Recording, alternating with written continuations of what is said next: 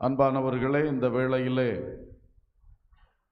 தேவனுடைய வசனத்திலிருந்து முக்கியமாக 2 காரியங்களை நான் உங்களுக்கு நினைப்பூட்டி இந்த மணமக்களை விவாக உடன்படிக்கைக்குள் வழிநடத்த இருக்கின்றோம். சங்கீதம் 92:5, 92ஆம் சங்கீதம் 5ஆம் வசனம். கர்த்தாவே, உமது கிரியைகள் எவ்வளவு மகத்துவமானவைகள், உமது யோசனைகள் மகா ஆழமானவைகள்.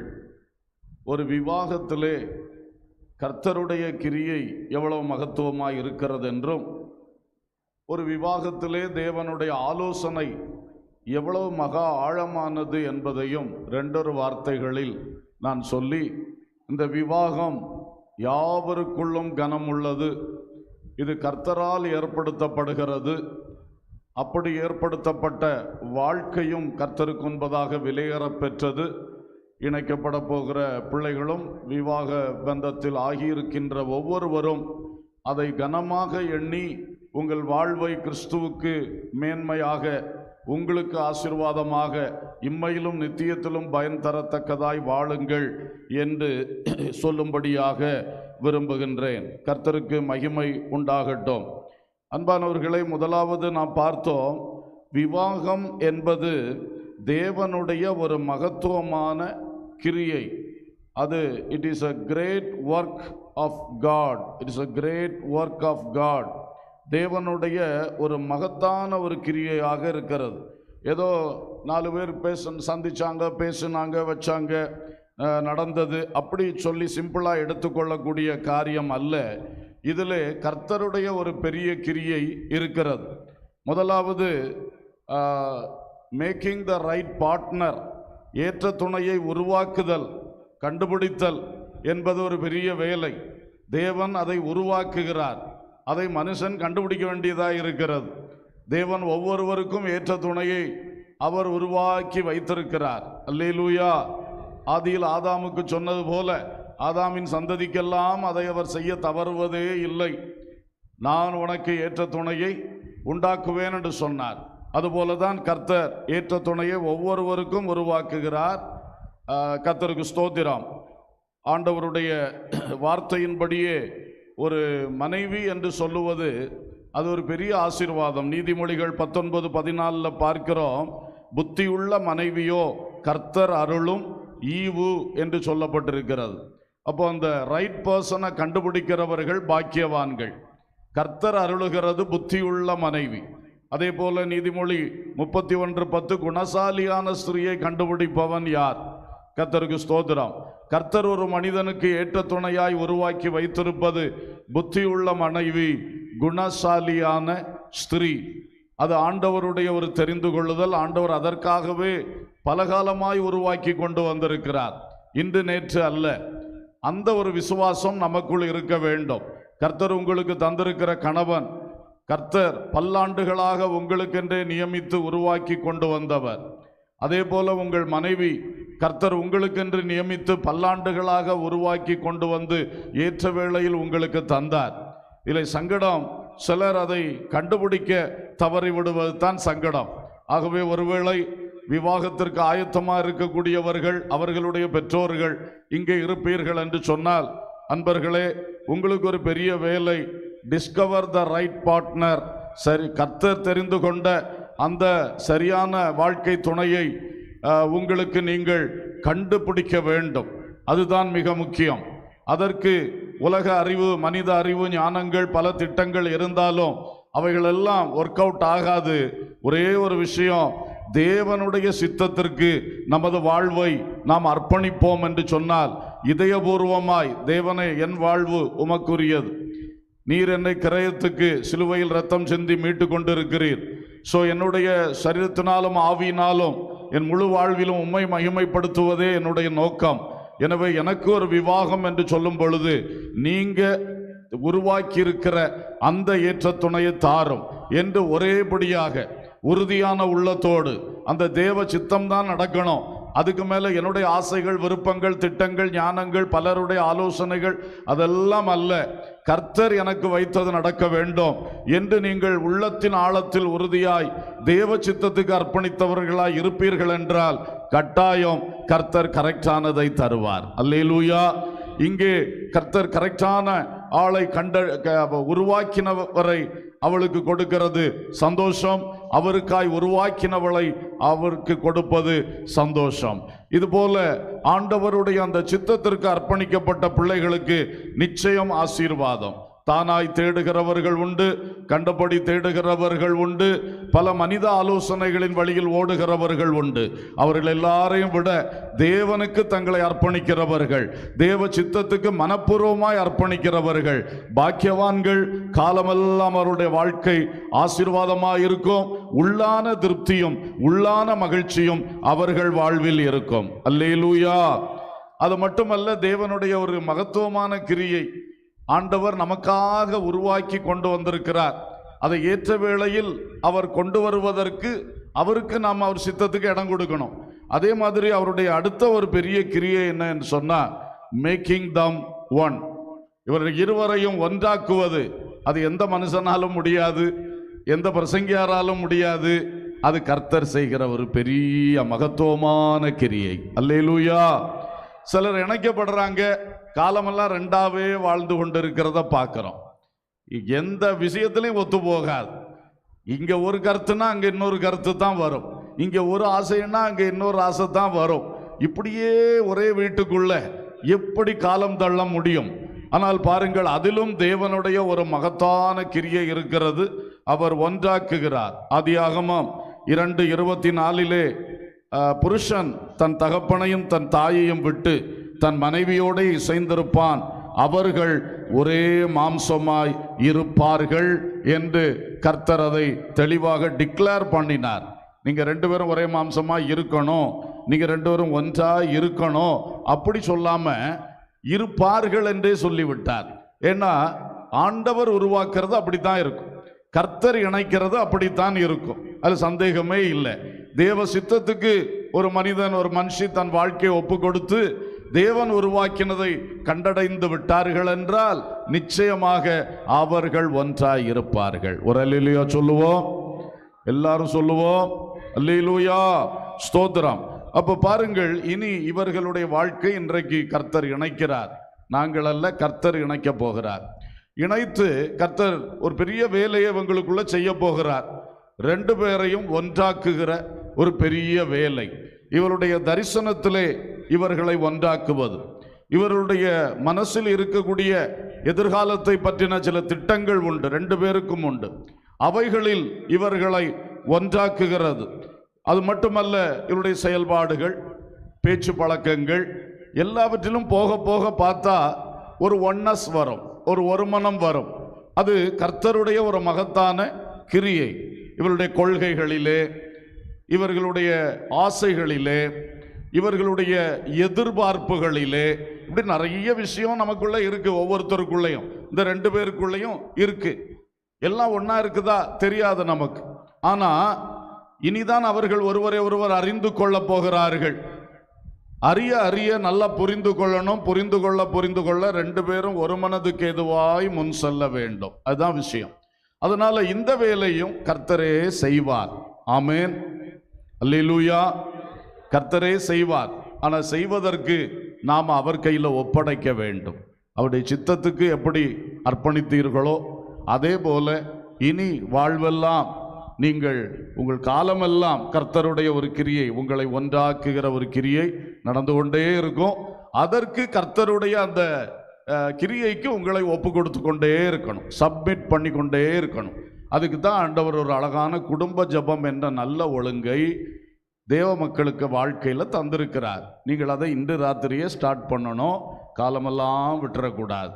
அபுதாபிக்கு எப்போ கூட்டிகிட்டு போவீங்கன்னு தெரில, இருந்தாலும் ரெண்டு இடத்துல கொஞ்ச நாள் இருக்க வேண்டியது வந்தால் கூட உங்களுக்கு வீடியோ காலெல்லாம் இப்போ ஈஸியாகவே இருக்குது.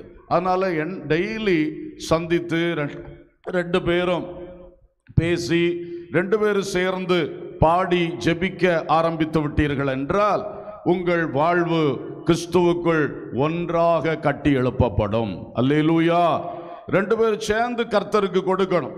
ஃபாஸ்டிங் ஸ்பெஷலாக தீர்மானித்து இன்றைக்கு 2 பேரும் ஃபாஸ்டிங் இருப்போம். அதெல்லாம் கர்த்தர் உருவாக்குறதுக்கு நாம அர்ப்பணித்து கொடுக்கிற சமயங்களாக.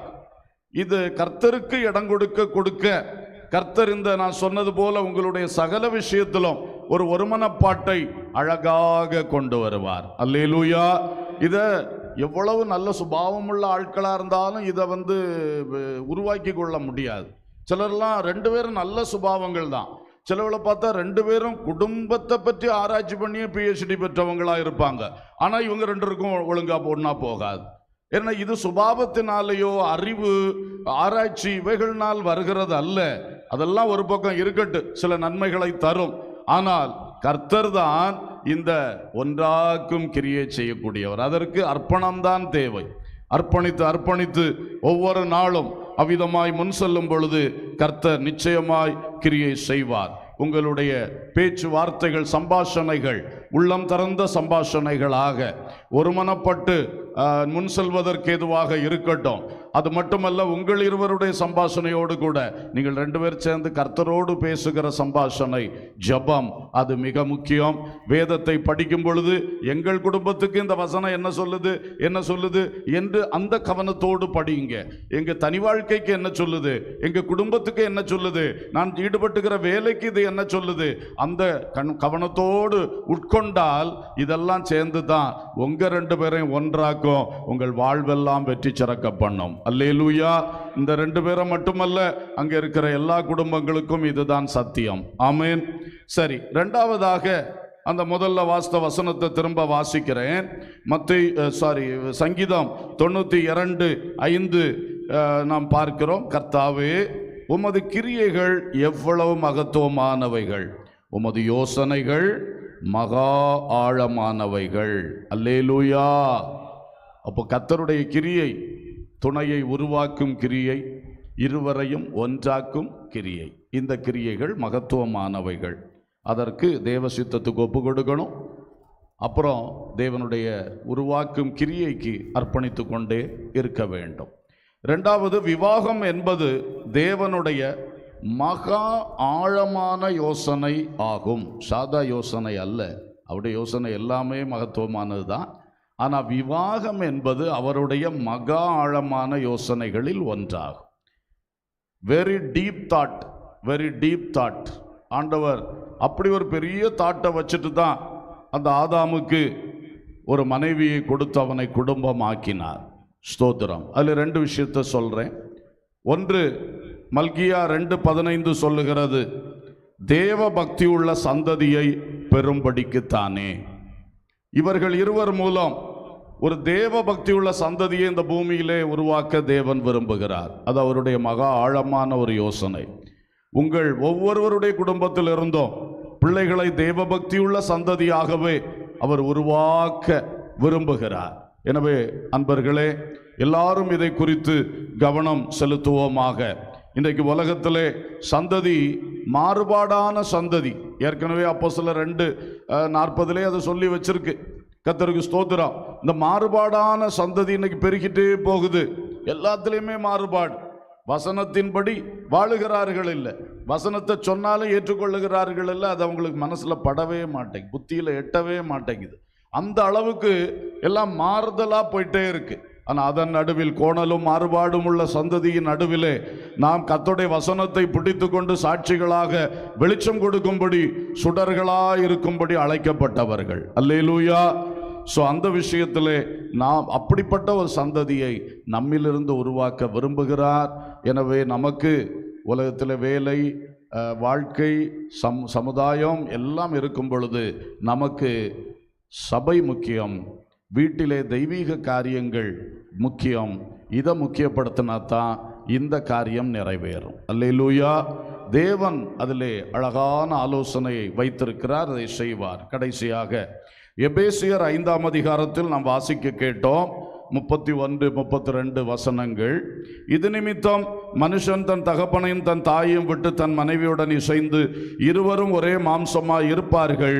இந்த இரகசியம் பெரியது, நான் கிறிஸ்துவை பற்றியும் சபையை பற்றியும் சொல்லுகிறேன். அப்போ இந்த ரெண்டு பேரையும் ஒன்றாக இணைத்து ஆசீர்வதிக்கிற தேவனுடைய ஒரு ரகசியம், மகா ஆழமான யோசனை, அது பெரியது. என்ன?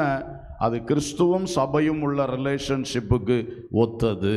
அல்லேலூயா. அன்பர்களே, இன்றைக்கு இந்த மணமகனை பார்க்கிறோம், மணமகளை பார்க்கிறோம். இந்த ஸ்தானத்திலே, மணமகன் ஸ்தானத்திலே கிறிஸ்துவை வைத்து பாருங்கள். மணவாட்டியின் ஸ்தானத்திலே கிறிஸ்துவின் மணவாட்டியாகிய சபையை நீங்கள் வைத்து பாருங்கள். இந்த மணவாட்டி இந்த பேச்சுவார்த்தை முடிஞ்சு நிச்சயம் ஆனதிலிருந்தே ஆயத்தமாகி தன் புருஷனை கைப்பிடிக்க, தன் புருஷனோடு வாழ சிந்தனையிலும் அவளுடைய எல்லாவற்றிலும் அவள் ஆயத்தமாகி இருக்கிறாள். இன்றைக்கும் அவ ஆயத்தமாகி வந்து காத்திருந்தாள், மணமகன் எப்பொழுது வருவார் என்று. கர்த்தருக்கு ஸ்தோத்திரம். அப்போ பாருங்கள், இதே மாதிரி தான் நாமும் சபை, கிறிஸ்துவின் மணவாட்டி. நாம் வசனத்தின்படி பரிசுத்த ஆவியின் நடத்துதலோடு நமக்கு கர்த்தர் தந்த சபையிலே நம்முடைய மேய்ப்பருடைய ஆலோசனைகளை கைக்கொண்டு நாம் உருவாகி கொண்டே இருக்கிறோம், ஆயத்தமாகிக்கொண்டே இருக்கிறோம். இயேசு மணவாளன் எப்பொழுது வருவார், என்னை எப்பொழுது கைப்பிடித்து கொண்டு போவார் என்று சொல்லி திடீரென்று வருவார். எக்கால சத்தத்தோடு வருவார். ஆகாயம் என்கிற மேடையிலே வந்து இறங்குவார். இவர் குன்னியோடு சபை மேடையில் வந்தார், அவர் ஆகாயம் என்கிற மேடையில் வந்து இறங்குவார். அப்பொழுது மணமகளை அழைத்து கொண்டு இங்கே உட்கார வைத்தது போல நிச்சயமாக நம்மை பரிசுத்த ஆவியானவர் அப்படியே ஒரு இமை பொழுதிலே எடுத்துக்கொண்டு இயேசுவோடு சேர்ப்பார். அல்லேலூயா. அந்த இயேசுவின் வருகைக்காக ஆகாயத்தில் அவர் வருகிற நம்ம புரிந்து கொள்வதற்காக ரகசிய வருகை என்ற வார்த்தையை பயன்படுத்துகிறோம். பைபிளில் எடுத்துக்கொள்ளப்படுதல், ராப்சர் என்று சொல்லப்பட்டிருக்கிறது. அப்படிப்பட்ட ஒரு நிகழ்ச்சி திடீரென்று உலகத்தில் நடக்க போகிறது. அதுக்கு இங்கே பூமியில் நடக்கிற ஒவ்வொரு கல்யாணங்களும் உவமையாக காண்பித்து கொண்டிருக்கிறது. ஆகவே அன்பர்களே, இயேசு சீக்கிரம் வருவார். அவருடைய வருகையில் நாம் அவரோடு சேர்க்கப்பட ஆயத்தமாகணும். அதற்கு தகுதிகளை அவர் தந்திருக்கிறார். நீங்கள் மனம் திரும்ப வேண்டும், முழுகி ஞான ஸ்நானம் பெற வேண்டும், பரிசுத்த ஆவியினால் நிரப்பப்பட வேண்டும். இந்த மாறுபாடுள்ள சந்ததியினுடைய காரியங்களில் பைபிள் என்ன விட்டு விலகணும் சொல்லுதோ அதையெல்லாம் விட்டு விலகி வேறுபட்டு பரிசுத்தமாக வாழணும்.